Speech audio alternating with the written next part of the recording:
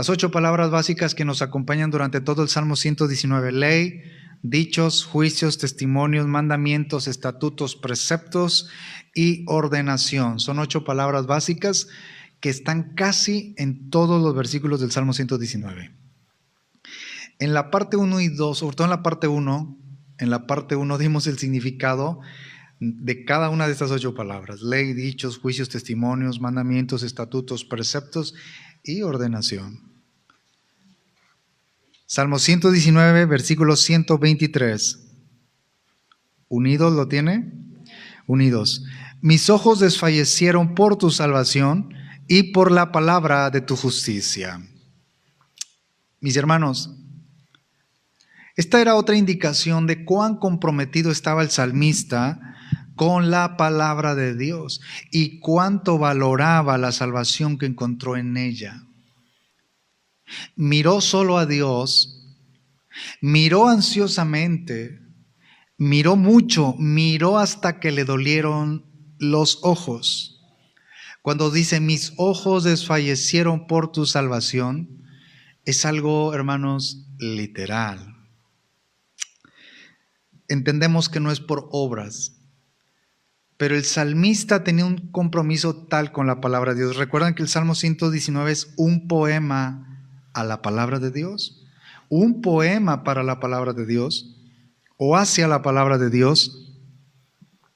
El salmista estaba tan comprometido con la Escritura que fue tanto lo que él dedicó que físicamente le hizo que le dolieran los ojos llorar. Insistimos, no es por obras, pero hermanos, debe haber un compromiso fiel con el estudio de la palabra del Señor. Y no me dejarán mentir los que son estudiantes o los que han pasado por allí. Cuando vas a exámenes, ¿cuántas horas pasas estudiando? Y no es una materia, ni 3, ni 4, ni 5, ni 6, 7, a veces son hasta 10 materias. Y son libros enteros o unidades enteras, ¿cierto o no? Y a medida que vas avanzando en nivel, llegas a un nivel medio superior, llegas al nivel superior, es mayor todavía la exigencia. Por eso no podemos nosotros venir, hermanos, tengo que hacer el comentario y decir, bueno, hermanos, que no es por obras, es poquito. Lo recuerdan que mi conocimiento de Dios es en base a mi proporción de la búsqueda. Si busco poquito, voy a tener poquito de Dios. ¿Están de acuerdo? Si busco mucho, como el salmista, era un hombre comprometido, hermanos, él sabía que estaba haciendo lo correcto. 124, Salmo 119, verso 124, unidos. Haz con tus siervos según tu misericordia y enséñame tus estatutos. El salmista entendía que cuando Dios enseña a su pueblo, es evidencia de su misericordia.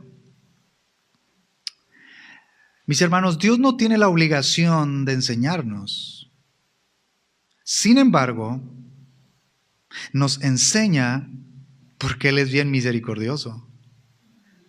Preguntémonos, ¿cómo puedo ver la misericordia de Dios en mi vida?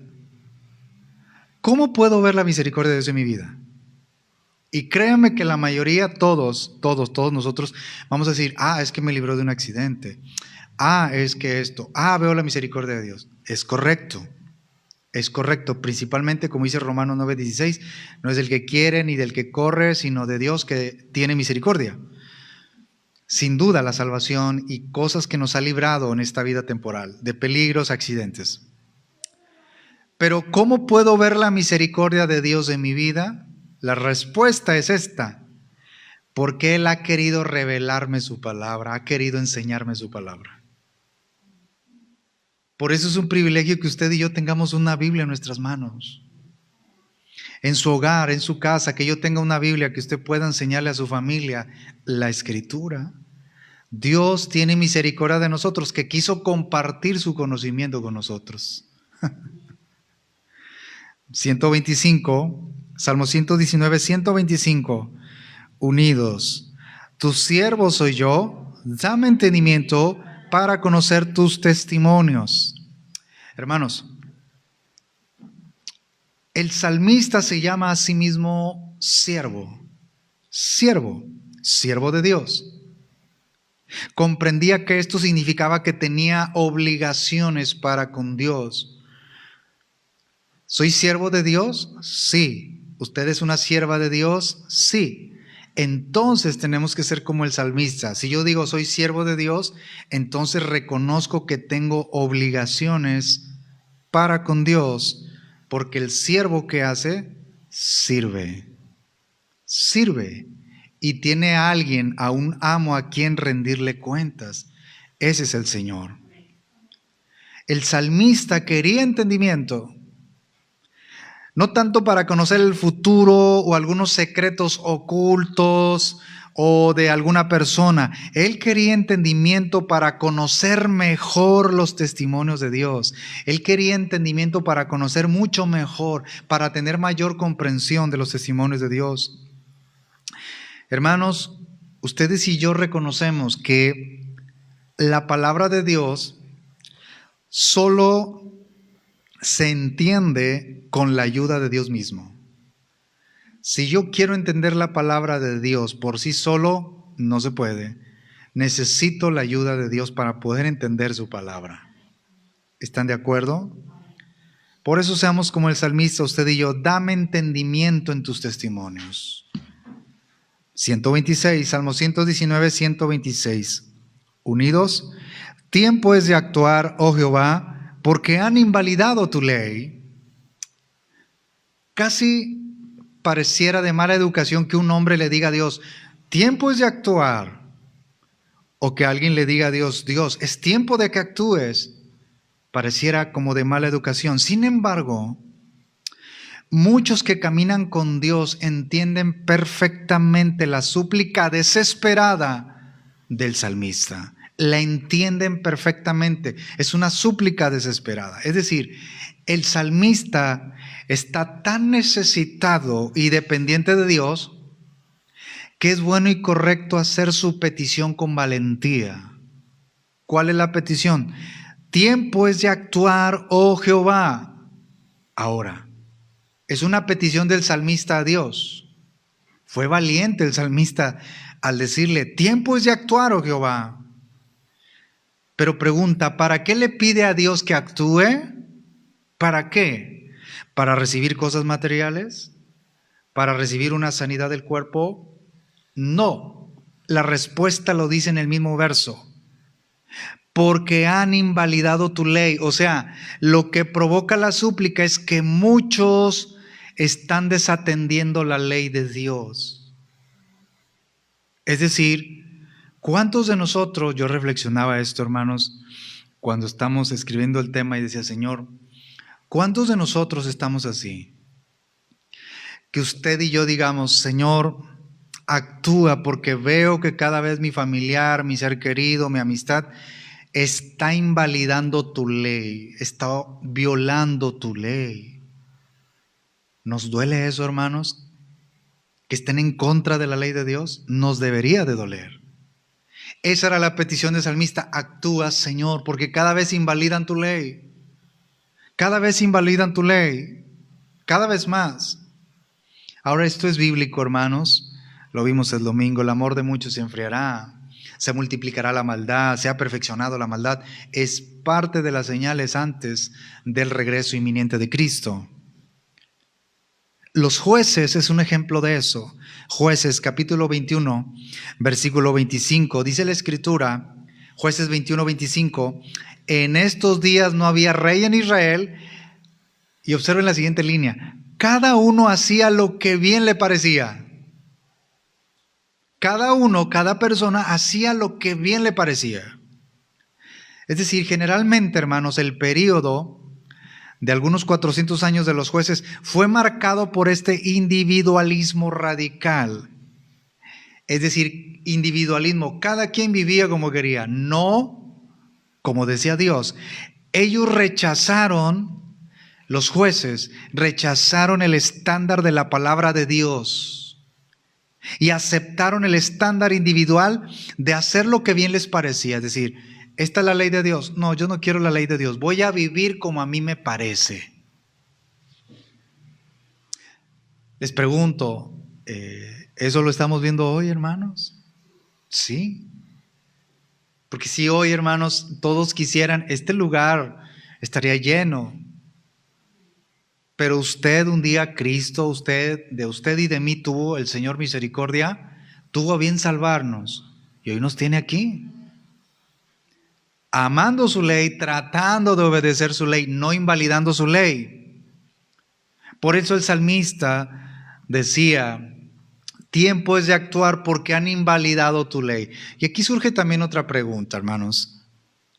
Entonces quiere decir que si un hombre o una persona en este mundo, hombre o mujer, invalida la ley de Dios, niega a Dios, un hombre o una mujer, entonces eso quiere decir que Dios no existe, que Dios no es fiel, que Dios no hace cosas extraordinarias.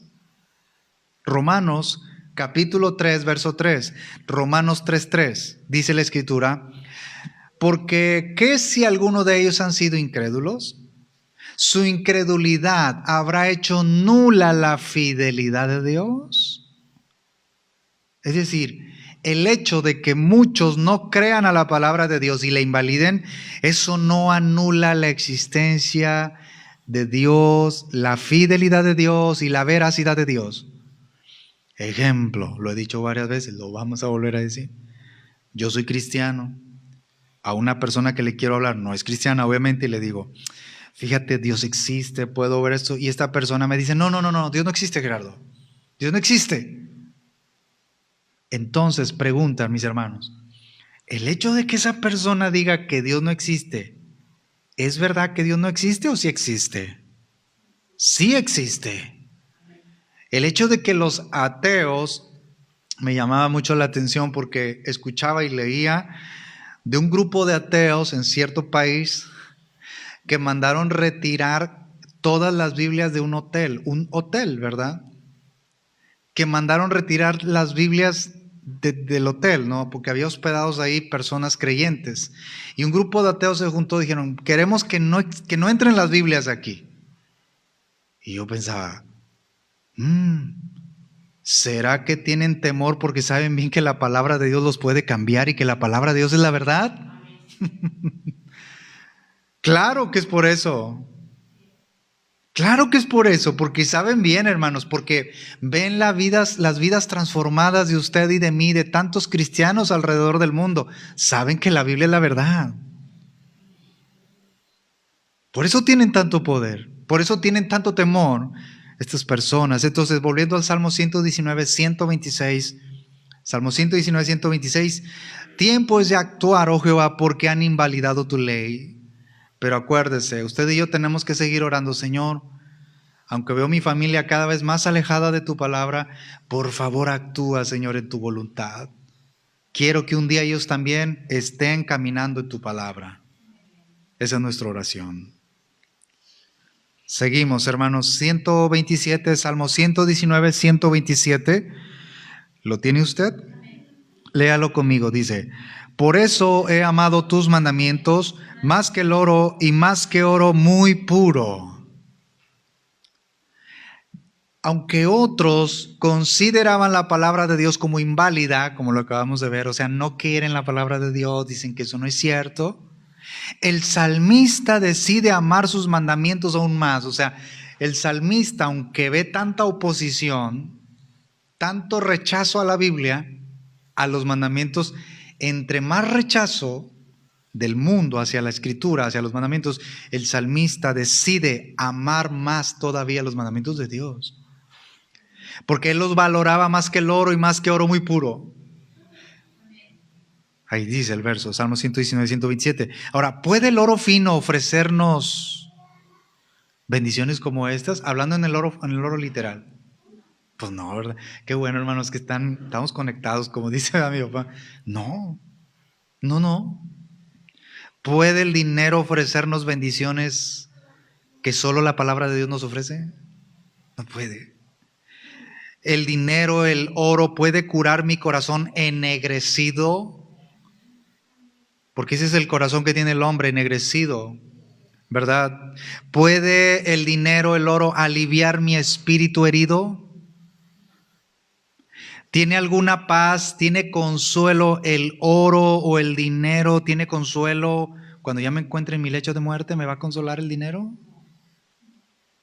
Solo los mandamientos de Jehová.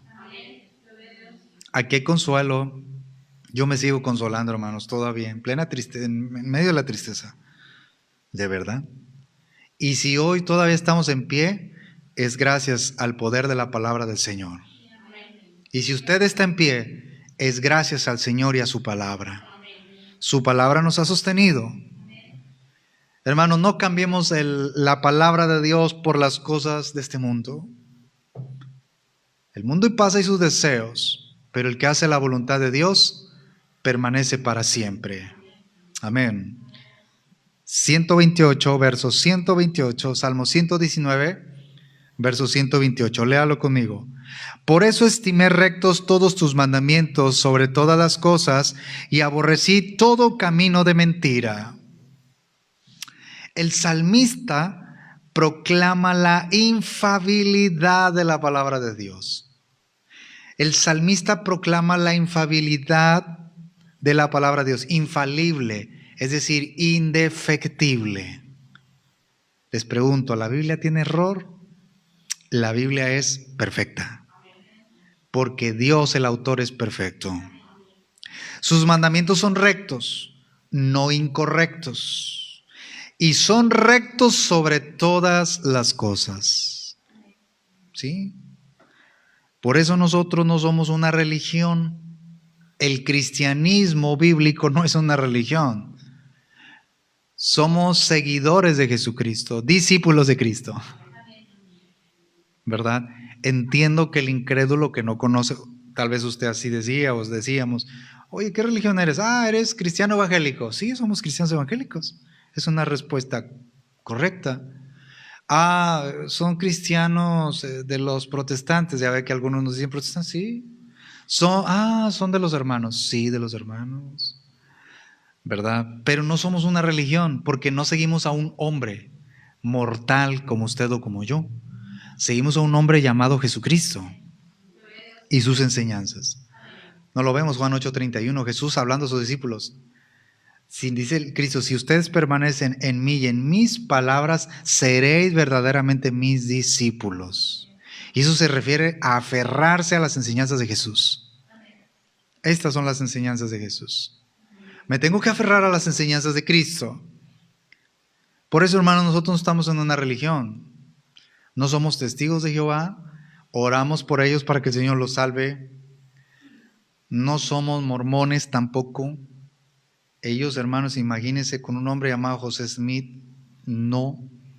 Tampoco somos adventistas del séptimo día, donde en muchas de sus iglesias predican la palabra, pero también abren las profecías de Elena de White. No. ¿Quedó claro, mis hermanos? Aunque usted me diga, y yo también le digo, hermanos, que tengo amigos, pues vamos a orar por ellos. Pero es terrible que en el púlpito tú prediques la palabra y también déjame ver qué escribió en una de las visiones Elena de White. No somos adventistas, no somos mormones, no somos testigos de Jehová. Somos cristianos, seguidores de Cristo. Y creemos a las enseñanzas de Cristo. Estoy en el Salmo 119, 128, verso 128. Hermanos, mis hermanos, cuando la Biblia nos da la historia, es recta y verdadera. Es decir, los eventos realmente sucedieron como se describen. El Mar Rojo, las plagas. Estamos viendo algo del Antiguo Testamento, Adán, Eva, la caída del hombre en Génesis capítulo 3, o la desobediencia del hombre más bien, en Génesis capítulo 6, cuando vemos acerca de Noé. Y comenzamos a ver toda la historia. Creemos que así sucedieron las cosas, porque está en la Escritura es recta y verdadera. La historia que nos marca aquí la Escritura es recta, es verdadera. ¿Cierto? Cuando la Biblia nos da profecía, es recta y verdadera la profecía. Los hechos descritos ocurrirán o ya han sucedido tal como está escrito. Es decir, ¿se profetizaba que iba a venir el Mesías nacido de una virgen? Sí. Pregunta, ¿se cumplió? Sí. Hay unas profecías que están por cumplirse, por eso aquí dije, los hechos descritos ocurrirán. Algunas profecías todavía no se cumplen, como el regreso de Cristo, pero se va a cumplir la profecía. Recordemos, hermanos, que todo esto se cree por fe. El domingo hablamos acerca algo del infierno, etcétera, las cosas. Todo esto se cree por fe. Hebreos 11:1, la fe es la convicción de lo que no se ve, ¿verdad? La fe es, pues la fe, la certeza de lo que se espera, la convicción de lo que no se ve. Se cree por fe. El cielo no lo he visto, pero creo que existe el cielo para los redimidos de Cristo, o por Cristo. Como también creo que existe el infierno. Por fe creemos que todo eso existe. Porque está aquí en la Escritura. Estoy en el verso 128. Aborrecí todo camino de mentira. Es decir, hermanos, como dijo Jesús, nadie puede servir a dos señores porque o aborrecerá al uno o amará al otro, estimará al uno y menospreciará al otro, en Mateo 6:24. No podemos servir a Cristo y al mundo, a Cristo y a las cosas materiales que son las riquezas. Tenemos que servir a Cristo y solo a Cristo. ¿Verdad que sí? Gloria al Señor Jesucristo. Leímos el verso 128. Bueno, si usted observa, antes del 129 hay un encabezado, hay dos letras, P, que en realidad es una letra. Bueno, entre algunas de las, o el extenso enfoque que puede tener es este, P. Pasos dirigidos por la maravillosa palabra de Dios. Me gustó. P. Pasos dirigidos por la maravillosa palabra de Dios. Pasos dirigidos por la maravillosa palabra de Dios. Bien. 129. Unidos. Maravillosos son tus testimonios, por tanto los ha guardado mi alma. Mis hermanos, el salmista vuelve a declarar su asombro y placer en la palabra de Dios. Él tenía un asombro y un placer por leer la palabra de Dios. Es que es un poema al Señor y a la palabra de Dios. No debe existir. En algunas de las partes anteriores hice estos comentarios. No debemos estar aburridos y con sueño a leer la palabra de Dios. No nos debe causar eso, mis hermanos. Era una fuente continua de fascinación para el salmista. Estaba fascinado, pero él vivía continuamente fascinado por los mandamientos de Dios. Pregúntese.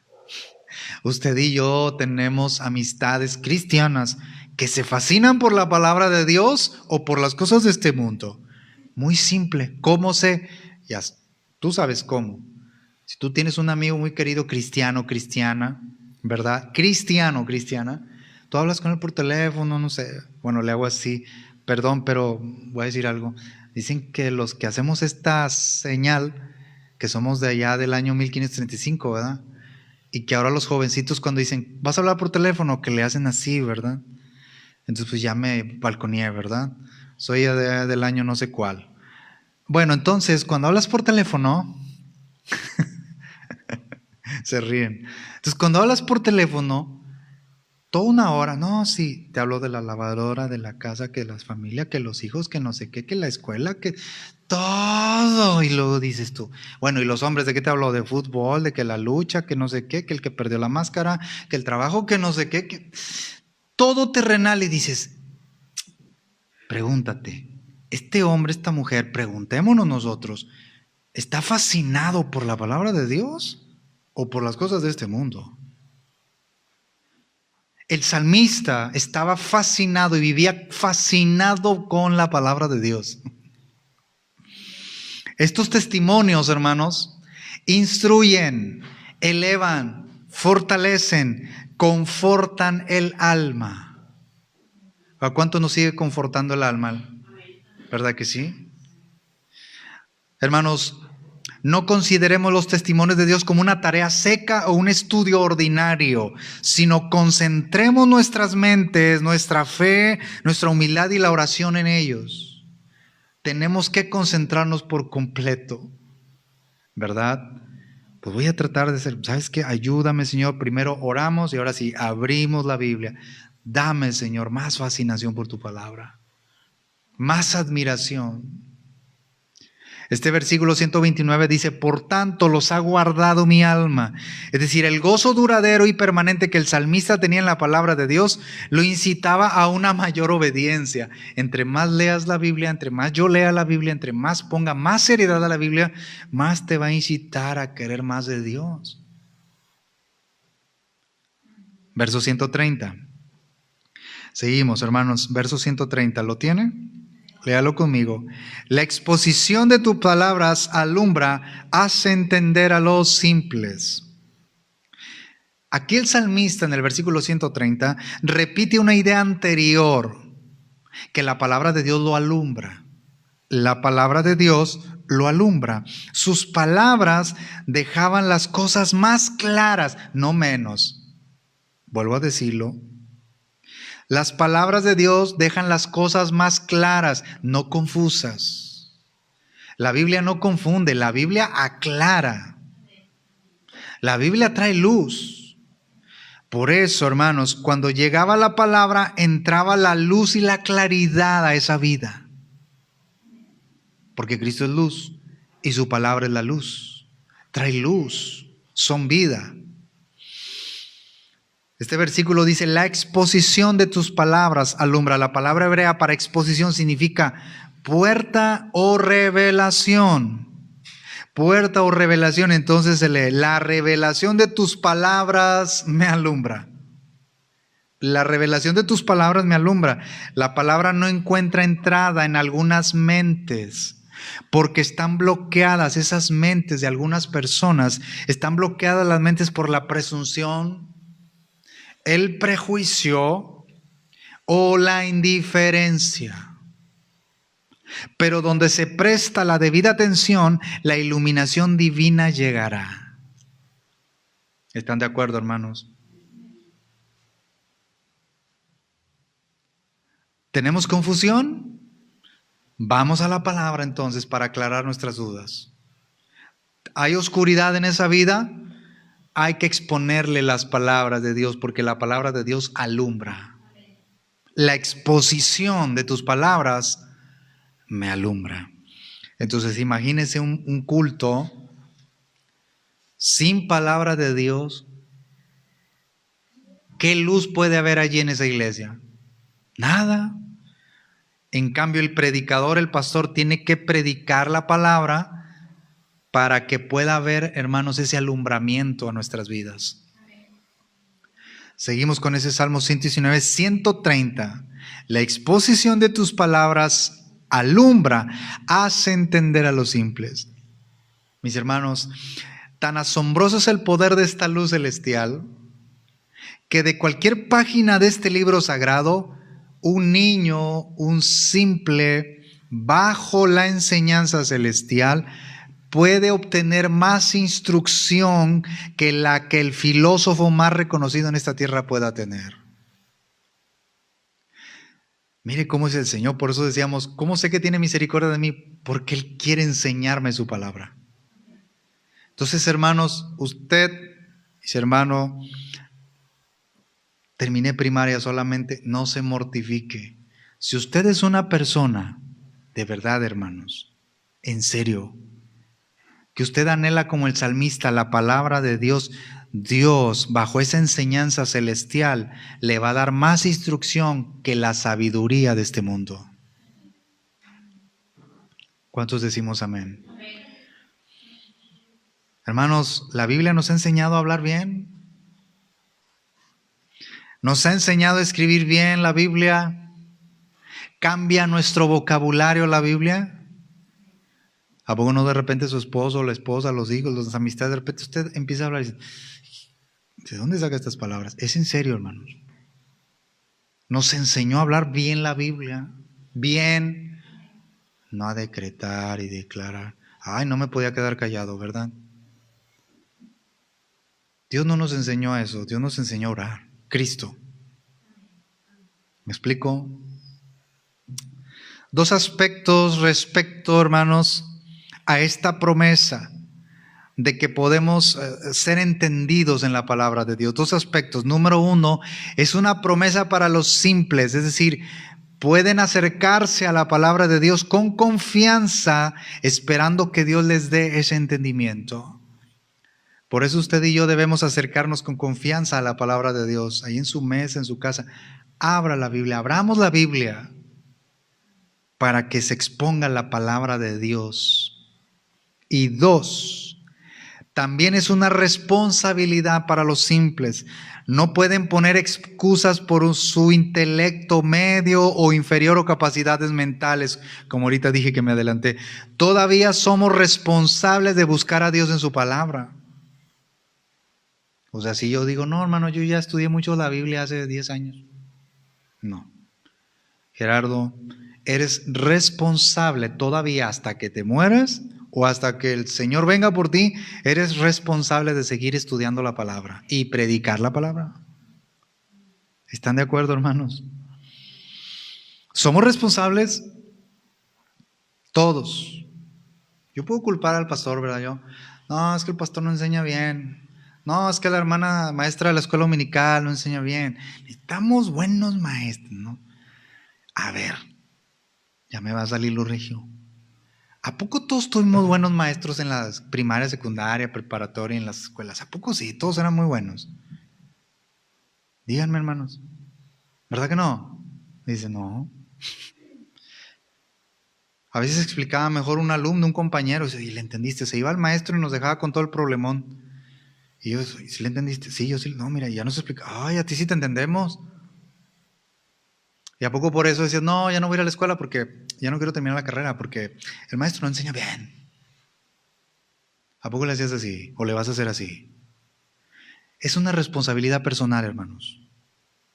Yo no tengo ningún pretexto, hablo por mí, Gerardo. No tengo ningún pretexto, dije, una excusa para decir, no, pues es que, hermano, por esto, por aquello, que no. Yo soy responsable de estudiar bien la Biblia todos los días hasta que el Señor me llame a su presencia. De estar fascinado por la palabra de Dios. De amar la palabra de Dios.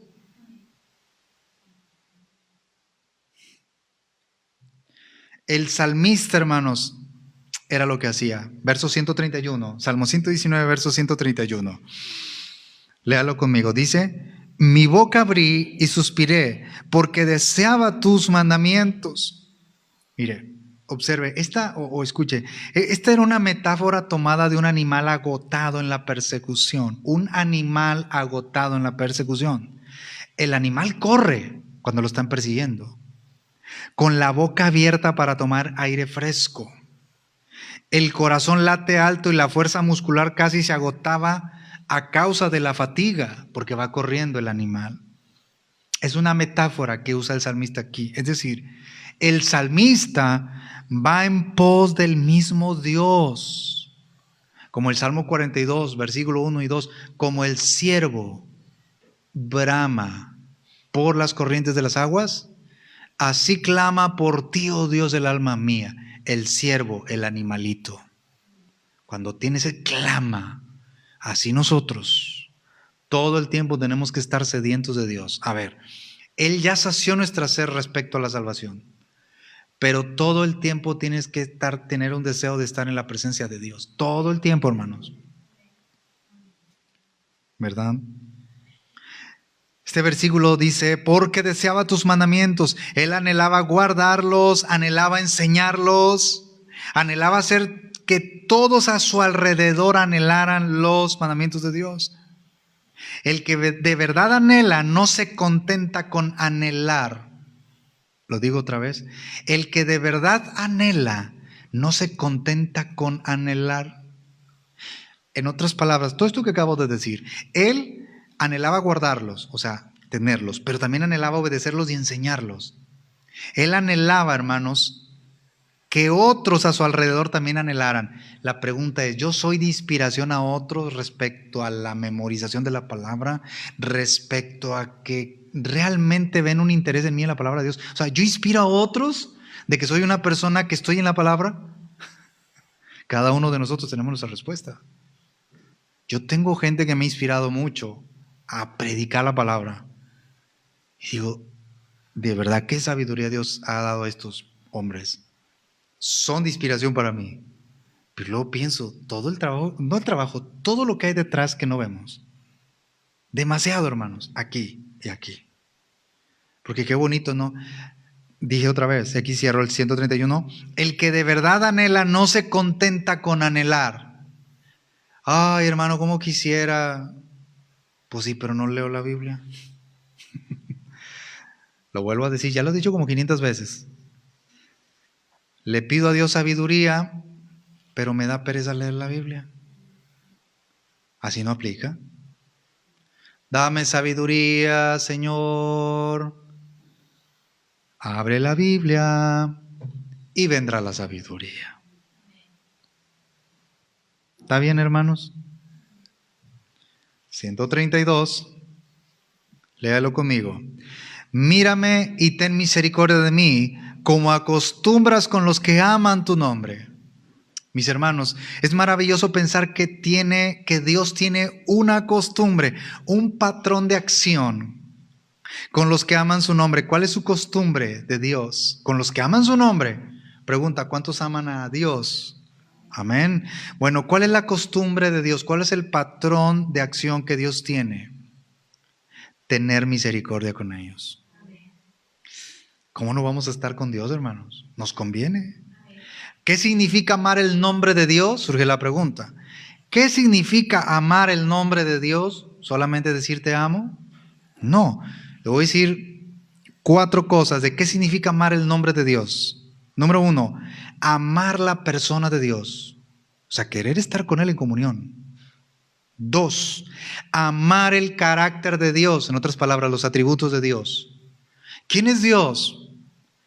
¿Se acuerda usted inmediatamente del Salmo 139? Habla de la omnipotencia, de la omnipresencia de Dios. Que Dios también es omnisciente. Entonces, si yo amo el carácter de Dios, ¿quién es Dios? Es compasivo, es misericordioso, es justo, es un Dios de ira. Yo amo todo el carácter de Dios. ¿Quién es Dios? ¿Qué significa amar el nombre de Dios? Número 3, amar la revelación de Dios. Aquí está la revelación de Dios. Entonces ya vamos tomando forma. ¿Cómo sé que amo a Dios? Porque amo su persona, veo sus atributos y amo su revelación. Y número 4, amo la gloria de Dios, que Dios sea glorificado, no yo. Cristo sea glorificado. ¿Verdad? El Salmo 115, no a nosotros, sino a tu nombre da gloria por tu misericordia, por tu verdad. Salmo 119, 133. ¿Lo tiene? 133, unidos. Ordena mis pasos con tu palabra y ninguna iniquidad se enseñoree de mí. Ordena mis pasos, ¿con qué? Con tu palabra. Hoy, mis hermanos, hoy en día, muchos quieren ordenar sus pasos con algo más que no sea la palabra. Cualquier otra cosa que no sea la palabra de Dios, quieren ordenar sus pasos, pero no con la Biblia.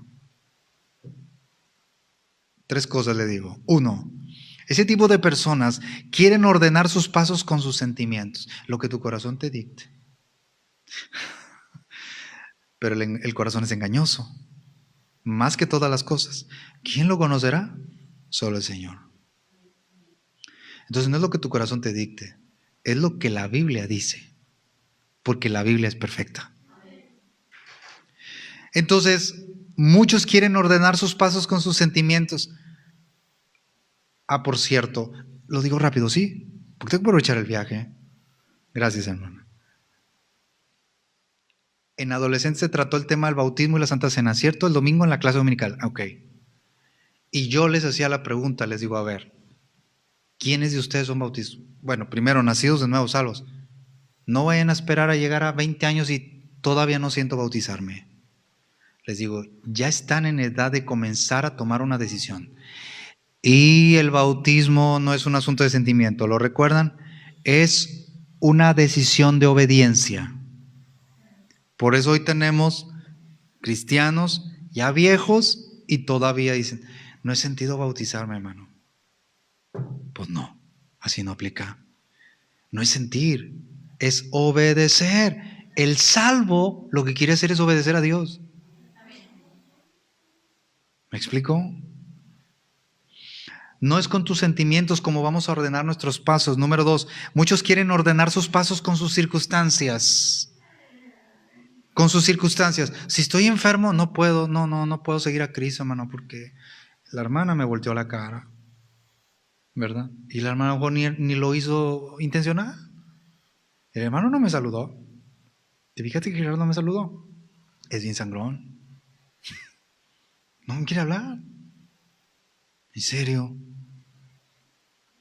¿Te fijaste las circunstancias? Yo alabo a Dios cuando esté sano. El creyente lo alaba en todo tiempo. En todo tiempo, hermanos.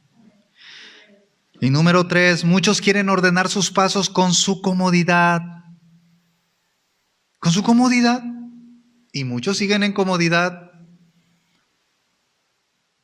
Hermano, es que ahorita podemos hacer una lista de todo lo que usted ya sabe. Que si yo lo digo, y lo voy a decir, ya sabemos. Pudiendo venir al templo, debiendo venir a la casa de Dios, hermanos, en serio.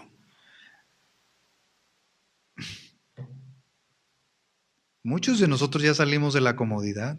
Es más, todavía nos sentimos que no estamos haciendo nada por Cristo, ¿a poco no? Las hermanas que trabajan aquí, que hacen alguna labor en el templo, que no son vistos, pero sí están siendo vistos por el Señor. ¿Salieron de la comodidad? Están haciendo algo. Salmo 119, 133. Ordena mis pasos con tu palabra. Con tu palabra, no con mis sentimientos, no con mis circunstancias, no con mi comodidad. Salmo 119, 134, ya vamos cerrando. 134, léalo conmigo. Dice, líbrame de la violencia de los hombres y guardaré tus mandamientos.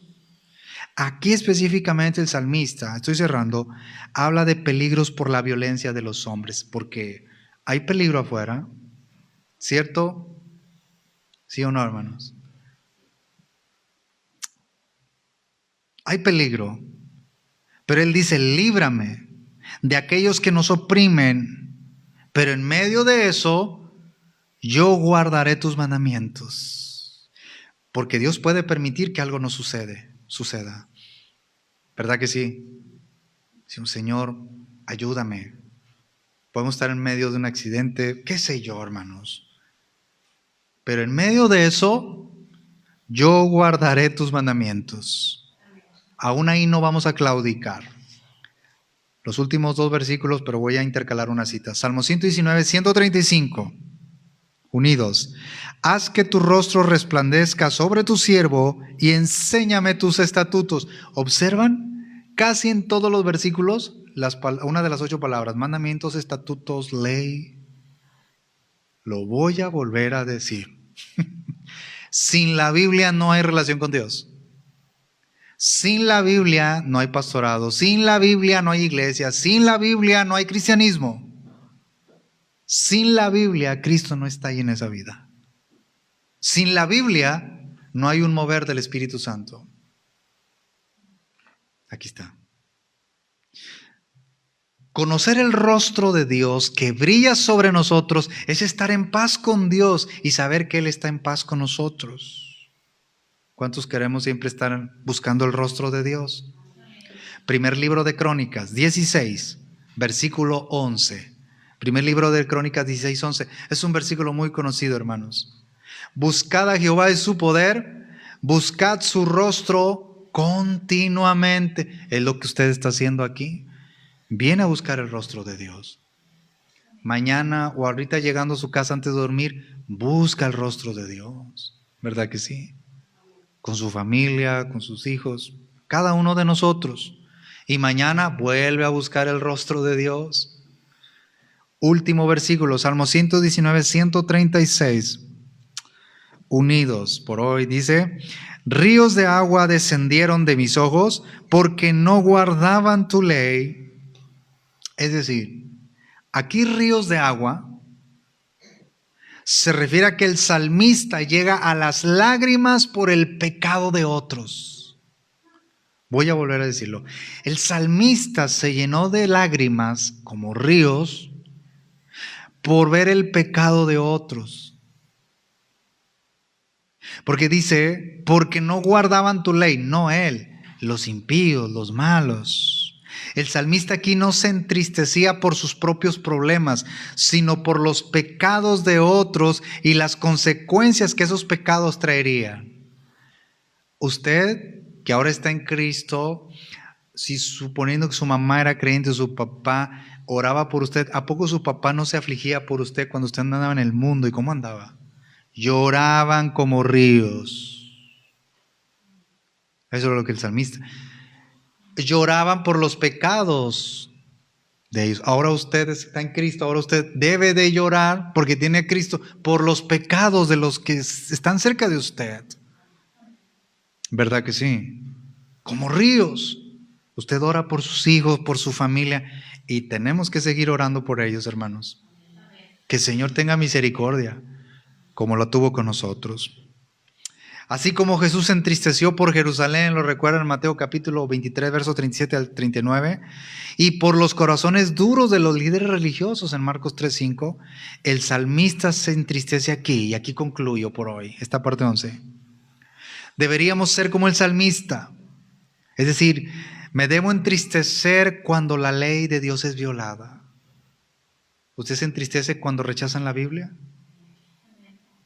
¿Usted se entristece, usted y yo, cuando se burlan de la Biblia, hermanos?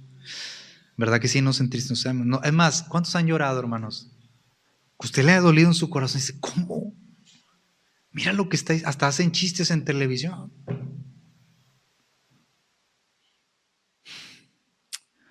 Nos debe entristecer mucho ver la miseria de los pecadores depravados y perdidos.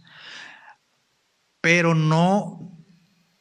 Ellos siguen perdidos y en pecado, pero no por falta de oportunidades, porque sí las han tenido. Hay una esposa que les habla, una esposa creyente, una mamá creyente, un papá creyente. Hay hijos creyentes hablándole a los padres inconversos. Hay una iglesia que está evangelizando.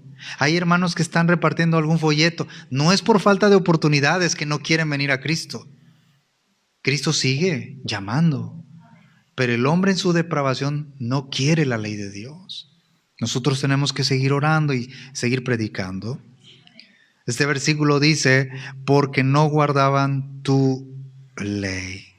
¿Cierto? Así dice el verso 136. Hermanos, debemos seguir adelante y Dios nos ayude a seguir guardando su palabra. Amén. A fascinarnos por la palabra de Dios. Gloria a Dios. Les invito a que estén en pie en esta noche. Vamos a orar, hermanos. Padre, te damos gracias por tu palabra en esta noche. Gracias, Señor, porque nos permites predicarla, enseñarla por tu gracia y tu gran misericordia. Tu ley, Señor, es santa porque tú eres 3 veces santo. Dice Mateo 24:35, cielo y tierra pasarán, pero mis palabras no pasarán. Tu palabra permanece para siempre. Y dice el Salmo 119:89, para siempre, oh Jehová, permanece tu palabra en los cielos. Tu palabra es la verdad. Tu palabra, Señor, es infalible, es inerrante. Tu palabra tiene todo el poder para transformar la vida de cualquier persona. Por más pecador que sea, la palabra de Dios tiene todo el poder para cambiar la vida del más vil pecador como nosotros. Como dijo el apóstol Pablo en 1 Timoteo 1:15, palabra fiel y digna de ser recibida por todos, que Cristo Jesús vino al mundo para salvar a los pecadores, de los cuales yo soy el primero. Y así nosotros, esa palabra llegó a nosotros. y nos transformó, nos alumbró nuestra vida. Y ahora te pedimos que alumbres nuestros pasos, que dirijas nuestros pasos, que ordenes nuestros pasos con tu palabra. Te alabamos, Padre, te alabamos, Jesucristo, y te alabamos y te damos gracias, Espíritu Santo. Confirma tu palabra en cada uno de nosotros, los que están a distancia también, Señor. Que tu nombre se haya glorificado y se haya sido, Señor, exaltado. Gracias, Padre. Oramos y todo lo pedimos en el nombre de Cristo Jesús. Amén y amén.